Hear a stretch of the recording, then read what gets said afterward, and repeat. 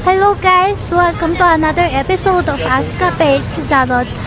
Ayan, nag-ask Bates na naman ang mga dragon na pumunta kami sa Changhua, sa Old Street ng Changhua dito sa Taiwan. At literal na, ang unang stop namin ay kain agad.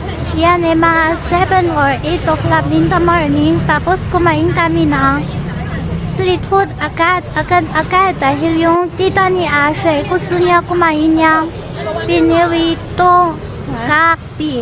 Yes po, yung kapi na yan sa atin sa Pilipinas nilalaka lang at saka ginagawang sinigang, nilalaw sa sinigang ganun. Pero dyan ay deep fried siya.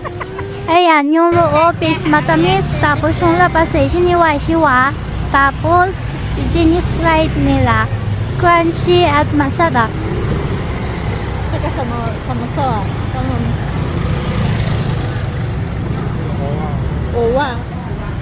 Owa, gabi. Piniritong gabi. Ano gabi? 还有山果，外面是这个，里面是凉软的。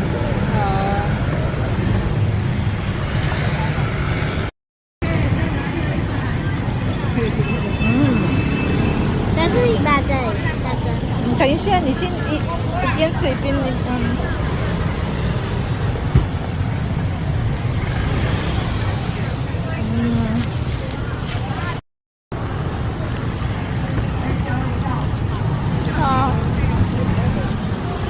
piniritong gabi. Sa loob, minatamis. Tapos sa labas, siniwa-hiwa na. Pinirito,